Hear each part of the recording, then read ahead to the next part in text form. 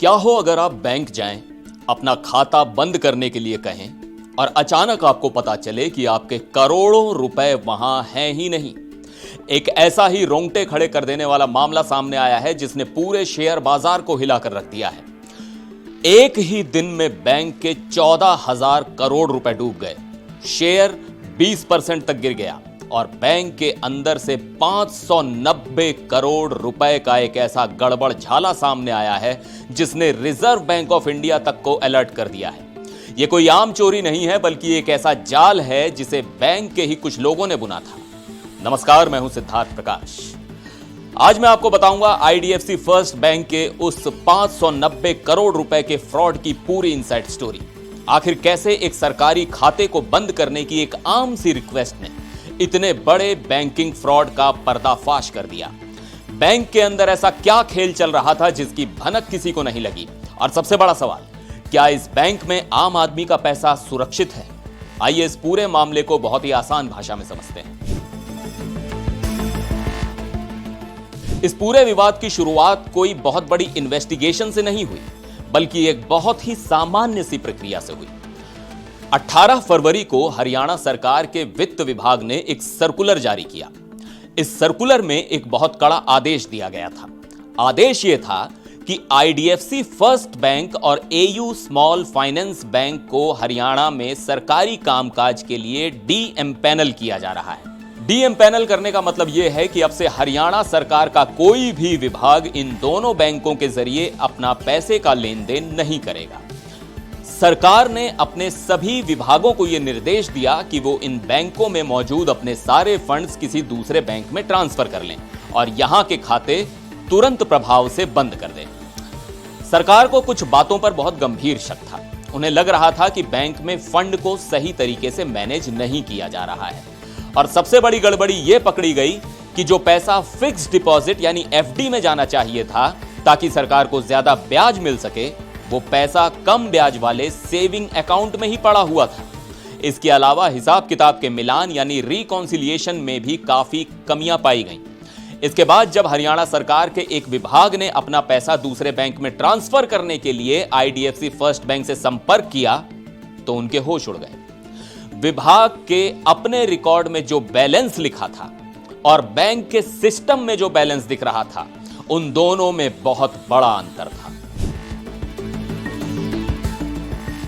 जब एक विभाग को यह गड़बड़ी मिली तो हरियाणा सरकार के बाकी विभागों ने भी अपने खातों की जांच शुरू कर दी, और हैरानी की बात यह रही कि कई और खातों में भी इसी तरह का मिसमैच पाया गया।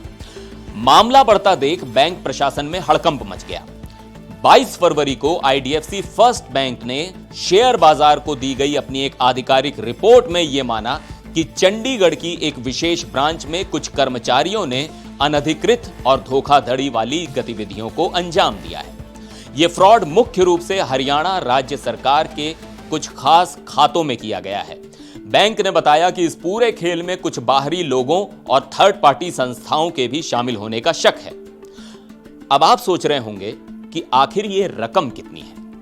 बैंक के अपने शुरुआती अनुमान के मुताबिक लगभग 590 करोड़ रुपए का हिसाब किताब गड़बड़ है। हालांकि बैंक का कहना है कि यह अभी अंतिम आंकड़ा नहीं है। असली नुकसान कितना हुआ है यह तो पूरी जांच के बाद ही पता चलेगा। राहत की बात सिर्फ इतनी है कि रिजर्व बैंक के गवर्नर संजय मल्होत्रा ने भी इस पर नजर बनाए रखने की बात कही है और कहा है कि यह कोई पूरे सिस्टम की खराबी नहीं है बल्कि एक ब्रांच का मामला है। जैसे ही यह 590 करोड़ का बम फूटा, बैंक ने तुरंत डैमेज कंट्रोल करना शुरू कर दिया। सबसे पहले चंडीगढ़ ब्रांच के उन 4 कर्मचारियों को सस्पेंड कर दिया गया है जिन पर इस फ्रॉड में शामिल होने का शक है। उनके खिलाफ अनुशासनात्मक, दीवानी और आपराधिक मामले शुरू कर दिए गए हैं। पुलिस में शिकायत भी दर्ज करा दी गई है। इस मामले की गंभीरता को देखते हुए बैंक के बोर्ड ऑफ डायरेक्टर्स और ऑडिट कमेटी की लगातार बैठकें हुई। सच का पता लगाने के लिए बैंक ने दुनिया की जानी मानी ऑडिट कंपनी केपीएमजी को एक इंडिपेंडेंट फॉरेंसिक ऑडिट करने का जिम्मा सौंपा है। फॉरेंसिक ऑडिट का मतलब है कि अब एक एक पैसे का हिसाब बहुत बारीकी से चेक किया जाएगा।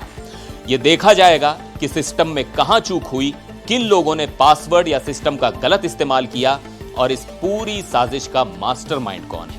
पैसे वापस लाने के लिए बैंक ने लियन मार्किंग का सहारा लिया है। लियन मार्क करने का मतलब होता है कि जिन जिन संदिग्ध खातों में यह पैसा ट्रांसफर किया गया है, बैंक ने उन खातों पर रोक लगाने की रिक्वेस्ट भेज दी है।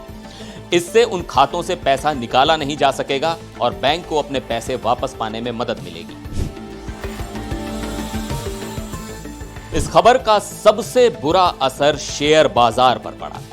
जैसे ही 590 करोड़ रुपए के फ्रॉड की खबर बाहर आई, आईडीएफसी फर्स्ट बैंक के शेयरों में भारी बिकवाली शुरू हो गई। देखते ही देखते शेयर 20% तक नीचे गिर गया।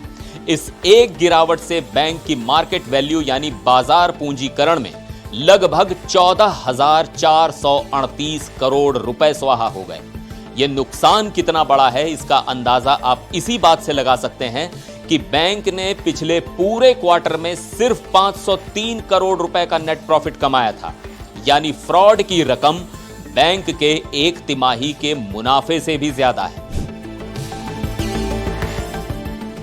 इस पूरे हंगामे के बीच आईडीएफसी फर्स्ट बैंक के एमडी और सीईओ वी वैद्यनाथन ने सामने आकर सफाई दी है। उन्होंने निवेशकों और ग्राहकों को भरोसा दिलाते हुए कहा है कि यह एक अलग थलग घटना है, यह कोई सिस्टम का फेलियर नहीं है। उन्होंने समझाया कि बैंक के पास चेक क्लियर करने या पैसे डेबिट करने के लिए मेकर, चेकर और ऑथराइजर वाला एक बहुत मजबूत सिस्टम मौजूद है। बैंक पिछले 10 सालों से भी ज्यादा समय से काम कर रहा है। इसकी 1000 से ज्यादा ब्रांच हैं और आज तक ऐसा कोई मामला सामने नहीं आया। वैद्यनाथन ने यह भी साफ किया कि इस घटना से बैंक के मुनाफे या उसकी मजबूती पर कोई बड़ा फर्क नहीं पड़ेगा, क्योंकि बैंक के पास पर्याप्त कैपिटल मौजूद है। तो कुल मिलाकर कहानी यह है कि लालच और सिस्टम की छोटी सी खामी ने एक इतने बड़े फ्रॉड को जन्म दे दिया। फॉरेंसिक ऑडिट की रिपोर्ट आने के बाद ही पता चलेगा कि आखिर ये 590 करोड़ रुपए का खेल कितने समय से चल रहा था और इसमें कौन कौन शामिल है। आपको क्या लगता है, क्या हमारे देश में बैंकिंग सिस्टम में और सख्ती की जरूरत है? अपनी राय कमेंट्स में हमें जरूर बताइएगा। आपसे जल्द मुलाकात होगी एक नई और अहम खबर के साथ। तब तक के लिए नमस्कार।